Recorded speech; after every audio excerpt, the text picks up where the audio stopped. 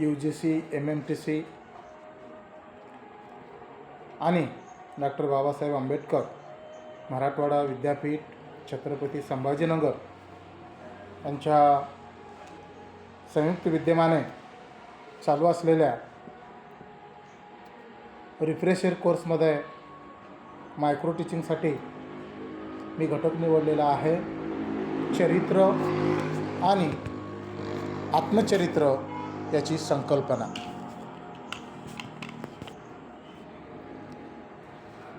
माझा roll number 1. Doctor Babasaheb Ambedkar Marathwada विद्यापीठामध्ये आभासी पद्धतीनं multilingualism, literature, language and cultural study या विषयाला अनुसरून पुनश्चर्या पाठ्यक्रमामध्ये दिनांक 16 फेब्रुवारी ते 2 मार्चपर्यंत हा रिफ्रेशर कोर्स चालू आहे. या आभासी पटलावरती आम्हाला बहुतांशी वेगवेगळ्या कोर्समधून आम्हाला बौद्धिक व्याख्यानांची मेजवानी मिळत आहे. त्या अनुषंगाने या सत्राचा एक घटक म्हणून मायक्रो टीचिंगसाठी मी घटक निवडलेला आहे चरित्र आणि आत्मचरित्र. सर्वसाधारणपणे बोलत असताना आपण म्हणतो ह्या माणसाचं काय चरित्र आहे. मराठी वाङ्मयामध्ये जे विविध प्रकार पडलेले आहेत, जसे की कथा, कविता, कादंबरी, नाटक, त्याचबरोबर चरित्र, आत्मचरित्र या अनुषंगाने विचार करत असताना मराठी साहित्याचा जो काही गद्याचा उदय आहे, ते उदयच मराठी गद्य साहित्याचा लीळाचरित्रापासून सुरू होतो, म्हणजे चरित्रापासून सुरू होतो. माणसाच्या स्वभावामध्ये एकमेकांचे गुण गायने,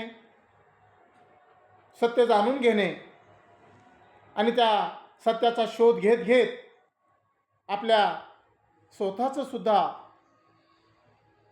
गुणगान करणे, अशा अनेक पद्धतीनं साहित्य लिहिलं जातं.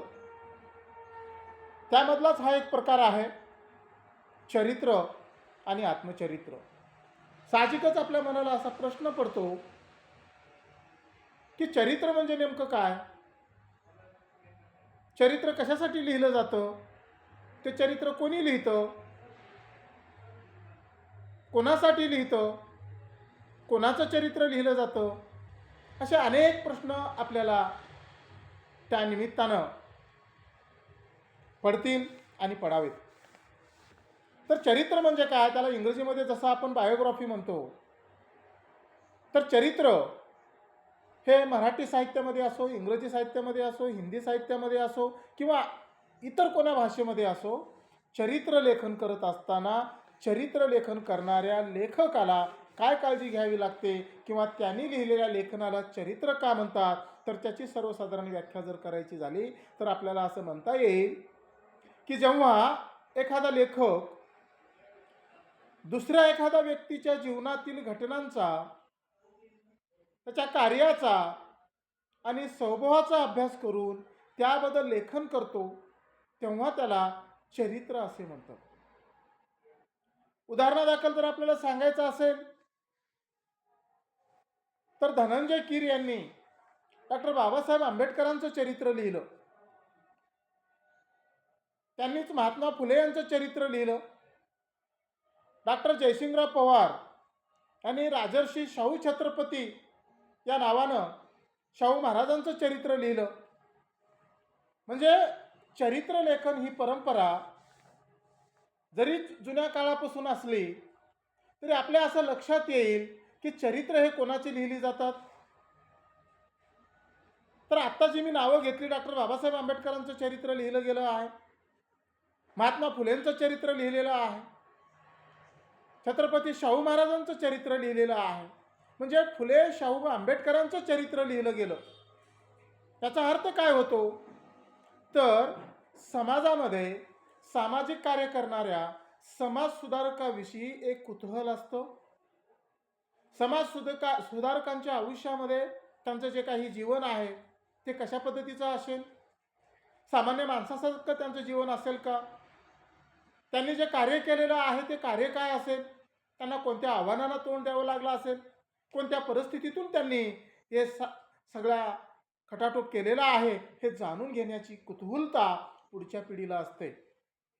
आणि ते पुढच्या पिढीला देण्यासाठी लेखकांनी त्या महान व्यक्तींचं चरित्र लिहिण्याचा प्रपंच केलेला असतो.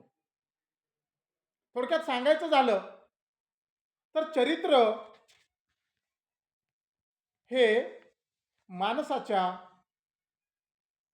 जीवनामध्ये जे काही काळानुसार वेगवेगळी आव्हानं येतात, त्या आव्हानाला तोंड देत असताना त्या महामानवाने त्या मार्गातून, त्या प्रवासातून, त्या संकटातून आपला जो काही प्रवास केलेला आहे तो प्रवास पुढच्या पिढीला सुद्धा मार्गदर्शन करू शकतो.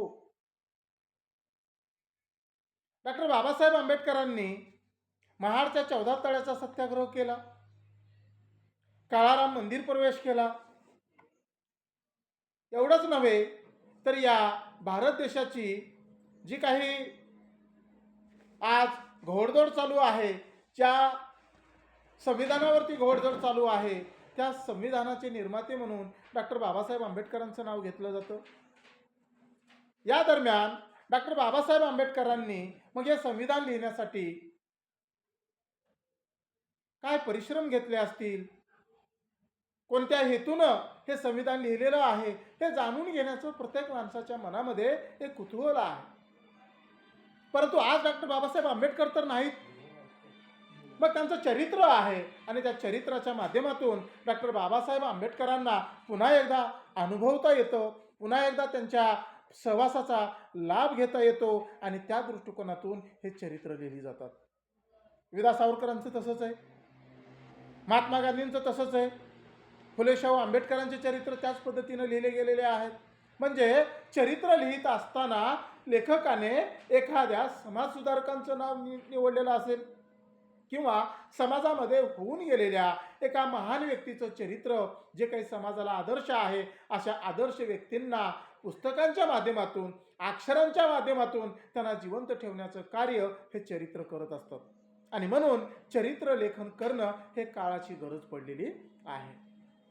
कारण चरित्राच्या माध्यमातून माणसांना, त्या महामानवांना जिवंत ठेवण्याचं काम तो लेखक करत असतो. त्याचबरोबर चरित्र लिहित असताना त्या लेखकाला काय काळजी घ्यावी लागत असते? तो काळ तर निघून गेलेला आहे, कारण चरित्रामध्ये ज्या माणसांचं चरित्र लिहिलं गेलेलं असेल तो चरित्र आणि लिहिणारा हा वेगळा आहे. याच अनुषंगानं चरित्राच्या बाबतीमध्ये जर पाहायचं झालं तर चरित्रकार ज्याचं चरित्र लिहितो आहे, तो लिहिणारा आणि ज्याच्याविषयी लिहितो आहे, त्या दोन वेगवेगळ्या गोष्टी आहेत. समकालिकांनी जर चरित्र लिहिलं, एखाद्या लेखकाने जर समकालीन असणाऱ्या एखाद्या व्यक्तीचं जर चरित्र लिहिलं तर त्याच्याविषयीची विश्वसनीयता अधिक प्रमाणामध्ये आहे असं मानलं जातं. चरित्र लिहित असताना ज्या समाजाच्या महामानवाचं चरित्र लिहितो आहोत, ज्या व्यक्तीचं चरित्र लिहित आहोत, त्या व्यक्तीचं चरित्र लिहित असताना किंवा समाजसुधारकाचं चरित्र लिहित असताना, महामानवांचं चरित्र लिहित असताना त्या लेखकाला मोठ्या कष्टानं त्याचे सगळे जीवन प्रवास हाताळावे लागतात, त्या काळाचा संदर्भ द्यावा लागतो आणि मग त्याच्यात जे काही रिकाम्या जागा आहेत त्या रिकाम्या जागा मोठ्या कल्पकतेनं त्या लेखकाला भराव्या लागतात आणि त्या माध्यमातून त्याचं चरित्र लिहावं लागतं. सर्वसामान्य माणसांसारखं जे महामानवांचं जीवन आहे त्या जीवनामध्ये जगत असताना सुद्धा येणाऱ्या प्रत्येक गोष्टीला त्या महामानवांनी कसं तोंड दिलं आणि त्यामधून कसा मार्ग काढला याचा आदर्श पुढच्या पिढीला द्यायचा असल्या कारणाने त्या चरित्रामध्ये त्याला सत्याचा जवळ जाऊन जे काही मार्ग आहे ते मार्ग शोधत चरित्रकाराला चरित्र लिहित असताना कसल्याही पद्धतीनं हे काल्पनिक वाटणार नाही किंवा काल्पनिक न होता सत्यांश त्यामध्ये शोधून त्याला चरित्र लिहावं लागतं. आणि यासाठी काळातले वेगवेगळे संदर्भ, काळातले वेगवेगळे सामाजिक घडामोडी, राजकीय घडामोडी, ऐतिहासिक घडामोडी ह्या सगळ्या बाबींचा आढावा घेऊन मात्र चरित्रलेखन लेखकाला करावे लागते. त्याचबरोबर आत्मचरित्राचं जर पाहिलं तर आत्मचरित्र म्हणजे काय? आत्मचरित्राच्या बाबतीत जर आपल्याला पाहायचं असलं तर आपल्याला असं लक्षात येईल की आत्मचरित्र म्हणजे काय? तर आत्मचरित्र म्हणजे स्वतःने स्वतःचं लिहिलेलं चरित्र. चरित्राच्या बाबतीमध्ये काय होतं तर दुसऱ्याचं कोणाचं तरी एखाद्या व्यक्तीनं दुसऱ्या एखाद्या व्यक्तीचं चरित्र लिहिलेलं आहे, परंतु आत्मचरित्र म्हणजे स्वतःचं चरित्र लिहिणे, त्याला आत्मचरित्र असं म्हणतात. जे साहित्य किंवा जे लिखाण स्वतःविषयीच आहे आणि स्वतःच्याच जीवनाविषयी लिहिलेलं आहे आणि ते अक्षरबद्ध झालेलं आहे, अशा साहित्याला आपण चरित्र असं म्हणतो. थोडक्यात जर सांगायचं झालं तर चरित्रामध्ये आणि आत्मचरित्रामध्ये काय फरक आपल्याला जाणवतो तर त्या ठिकाणी एक लेखक दुसऱ्या एखाद्या व्यक्तीविषयीच अनुभव सांगत आहे, तर या ठिकाणी हा लेखक स्वतःच्या जीवनानुभूती सांगत आहे. आणि हे सांगत असताना त्यांनी मात्र त्या माध्यमातून काय म्हटलेलं आहे तर स्वतःच्या जीवनाविषयीचं चरित्र लिहित असताना ते चरित्र मात्र त्याला अतिशय विश्वसनीय पद्धतीनं अतिशय प्रामाणिकपणे त्याला ते चरित्र लिहावं लागतं. आणि याला अनुसरून आपल्याला असं म्हणता येईल की आत्मचरित्र लिहित असताना स्वतःला आपल्या जीवनाविषयी एक आरसा बनवून आपण जे काही भोगलेलं आहे, अनुभवलेलं आहे ते लिहित असताना आठवून आणि स्मरणशक्तीच्या आधारे त्याचा क्रम लावून आत्मचरित्र लिहिली जातात. आणि त्यामध्ये अनेक लेखकांनी अशा पद्धतीची आत्मचरित्र लिहिलेली आहेत आणि त्याच्यामध्ये जास्त विश्वसनीयता असते, कारण स्वतःच्याच अनुभवाचा आलेख स्वतः लेखकाने त्यामध्ये मांडलेला असतो. उदाहरणामध्ये जर आपल्याला घ्यायचं असेल तर आमचा बाप आणि आम्ही डॉक्टर नरेंद्र जाधवांनी लिहिलेलं हे त्यांचं आत्मचरित्र किंवा आत्मकथन. आत्मकथन आणि आत्मचरित्र याच्यामध्ये फरक काय तर आत्मचरित्र हे त्याच्या आयुष्याच्या उतारवयामध्ये लिहिलेले असतात. जीवनाचा जवळपास कालखंड त्या आत्मचरित्रामध्ये आलेला असतो, तर आत्मकथेमध्ये जीवनाच्या विविध टप्प्याचे काही कालखंड पाडले जातात आणि एक टप्पा त्यामध्ये मांडलेला असतो, म्हणून त्याला आत्मकथा असं म्हटलेलं आहे. आमचा बाप आणि आम्हीमध्ये नरेंद्र जाधवांनी आपल्या जीवनाची उलाढाल करत असताना किंवा जीवनाची उकल करत असताना ज्या पद्धतीनं आपलं आयुष्य मांडलेलं आहे ते पुढच्या पिढीला आदर्श घेण्यासारखं आहे. त्याचबरोबर पु ल देशपांडे यांचं व्यक्ती आणि वल्ली हे आत्मचरित्र वाचण्यासारखं आहे. पु ल देशपांडे यांनी आपण घडत असताना आपल्या जीवनामध्ये काय काय अनुभूती आल्या त्याचं वर्णन त्याच्यामध्ये केलेलं आहे. महात्मा गांधीचं उदाहरण आपण घेऊ शकतो. त्यांनी सुद्धा माझे सत्याचे प्रयोग अशा पद्धतीनं स्वतःचं आत्मचरित्र लिहिलेलं आहे. डॉक्टर भालचंद्र मुनगेकरांनी मजकूर नावाचं आत्मचरित्र लिहिलेलं आहे. विद्या बाळ यांनी मिळून साऱ्या जणी नावाचं आत्मचरित्र लिहिलेलं आहे. आत्मवृत्त महर्षी धोंडोकेशव कर्वे यांचं आहे. या सगळ्या आत्मचरित्राच्या माध्यमातून त्यांनी आपल्याला स्वतःला बोलकं करत आपल्या जीवनात आलेल्या आठवणी, आपल्या जीवनातील सगळ्या घडामोडी, आपण जो संघर्ष केला तो पुढच्या पिढीला घडू नये किंवा आपण कसं जगलो, मी कसा जगलो, मी कसा वाढत गेलो, मी कोणत्या कोणत्या टप्प्यावरून चालत गेलो, ह्या सगळ्या आयुष्याचा जो काही सारीपाट आहे तो सारीपाट आत्मचरित्राच्या माध्यमातून लेखकाने मांडण्याचा प्रयत्न केलेला असतो, म्हणून त्याला आत्मचरित्र असं म्हटलेलं आहे. त्यालाच काही लेखक स्वचरित्र असं म्हणतात, स्वकथासुद्धा असं त्यांनी म्हटलेलं आहे. म्हणजेच एकूणच जीवनाचा आलेख त्यामध्ये मांडलेला असतो. एकंदरीत निष्कर्षतः आपल्याला जर बोलायचं झालं तर चरित्र म्हणजे दुसऱ्याचं चरित्र वाचणे किंवा दुसऱ्याचं चरित्र सांगणे हे लेखकाला असतं, सांगायचं असतं. तर आत्मचरित्रामध्ये स्वतःलाच स्वतःच्या आरशामध्ये पाहून स्वतःलाच न्याहाळण्याचा प्रयत्न त्या आत्मचरित्रामध्ये केलेला असतो. म्हणून निष्कर्षतः आपल्याला असं म्हणता येईल की दुसऱ्याचं चरित्र वाचणे म्हणजे त्यांच्या अनुभवाच्या शिदोरीतून व्यक्त होण्याचा जो काही मार्ग आहे किंवा दुसऱ्याच्या चरित्र जे काही आहे ते अनुभवाच्या शिदोरीतून स्वतःचा मार्ग शोधणं होय.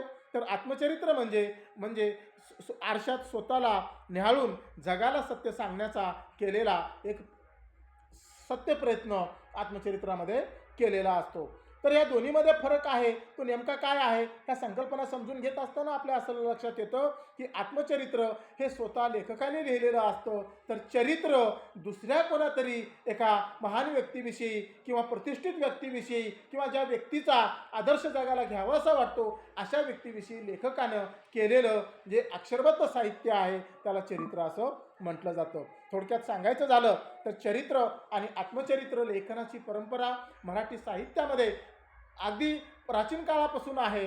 जशी मराठी साहित्याची गद्यलेखनाची सुरुवातच लीळाचरित्रापासून होते, स्मृतिचित्रापासून होते आणि त्याच्या माध्यमातून जे काही कथालेखनाला सुरुवात झाली त्याचंसुद्धा लेखन जर पाहिलं तर पहिलं दलित आत्मकथन म्हणून बलूत याच्याकडे पाहिलं जातं आणि त्याच्यामध्ये दलितांचं जे काही भावविश्व आलेलं आहे, दया पवारांनी जे काही त्याच्यामध्ये मांडलेलं आहे ते सगळं पाहत असताना किंवा एकंदर जीवनाचा संघर्ष पाहत असताना चरित्र आणि आत्मचरित्र हे येणाऱ्या पिढीला मार्गदर्शन करतात, येणाऱ्या पिढीला काळाची आव्हानं सांगतात आणि येणाऱ्या संकटाला कसं तोंड द्यावं, कशी परिस्थिती असते आणि त्या परिस्थितीमधून पुढे जात असताना आपल्याला कोणत्या कोणत्या दिशेनं मार्गक्रमण करावं लागतं, हे मार्गक्रमण करणं हे चरित्र आणि आत्मचरित्र सांगत असतात. आणि त्या पुस्तकांच्या माध्यमातून, ग्रंथांच्या माध्यमातून जो काही इतिहास आहे तो इतिहाससुद्धा आपल्याला कळायला मदत होते. म्हणजे हे चरित्र आपल्याला होऊन गेलेला इतिहास तर सांगतातच,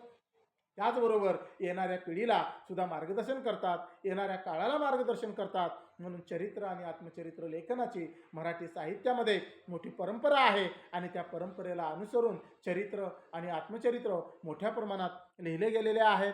चरित्रामध्ये लेखक दुसऱ्या कोणाविषयीचं जीवन सांगतो, तर आत्मचरित्रामध्ये स्वतःचं जीवन तो लेखक मांडत असतो. ह्या दोन्हीतला जर थोडक्यातला फरक बाजूला केला तरी हे दोन्हीही चरित्र आणि आत्मचरित्र हे दोन्हीही येणाऱ्या काळाला मार्गदर्शन करण्यासाठी, येणाऱ्या काळाला शिकवण्यासाठी किंवा जे काही घडून गेलेलं आहे त्याचा आरसा पुढच्या पिढीला सांगत असतात. आणि म्हणून चरित्र आणि आत्मचरित्र हे लिहिली गेली पाहिजेत, वाचली गेली पाहिजेत आणि त्या माध्यमातून येणाऱ्या प्रश्नांची उकल होते. एखाद्या जीवनाची आपल्याला जर माहिती घ्यायची असेल, उदाहरणामध्ये जर आपण घ्यायचं असेल, महात्मा गांधी जे आहेत त्या महात्मा गांधींनी कोणते सत्याचे प्रयोग केले हे जर जाणून घ्यायचं असेल तर त्यांचं आपल्याला साहित्य वाचावं लागेल. आता डॉक्टर अब्दुल कलाम साहेब आहेत आणि त्यांचं जर आपल्याला आत्मचरित्र वाचायचं झालं तर अग्निपंख नावाचं जे काही मराठी भाषांतर आहे ते आपल्याला वाचावं लागेल. आणि त्या माध्यमातून डॉक्टर APJ अब्दुल कलाम यांनी आपल्या जीवनाचा प्रवास कसा केला हे आपल्याला त्या माध्यमातून जाणून घेता येऊ शकतं. म्हणजे काळाच्या पडद्याआड माणसं निघून जातात, परंतु त्यांचं जे काही अक्षरबद्ध लेखन आहे, त्यांचं जे काही अक्षरबद्ध कार्य आहे आणि ते कार्य आपल्याला पुस्तकांच्या माध्यमातून, चरित्रानं आत्मचरित्रांच्या माध्यमातून लेखक पुढच्या पिढीला देण्याचा प्रयत्न करतो. म्हणजे काळाला जिवंत ठेवण्याचा प्रयत्न चरित्रानं आत्मचरित्राच्या माध्यमातून झालेला आहे आणि हे आपल्याला आवर्जून या ठिकाणी उल्लेख करावा लागतो. थोडक्यात सांगायचं झालं तर चरित्र आणि आत्मचरित्र हे दोन्ही मराठी वाङ्मयामध्ये अतिशय प्राचीन काळापासून जरी लिहिले गेलेले असले तरी त्यांनी स्वतःचं अस्तित्व अबाधित ठेवलेलं आहे आणि जेणेकरून जिवंत वाङ्मय प्रकार म्हणून चरित्र आणि आत्मचरित्राकडे पाहिले जाते. धन्यवाद.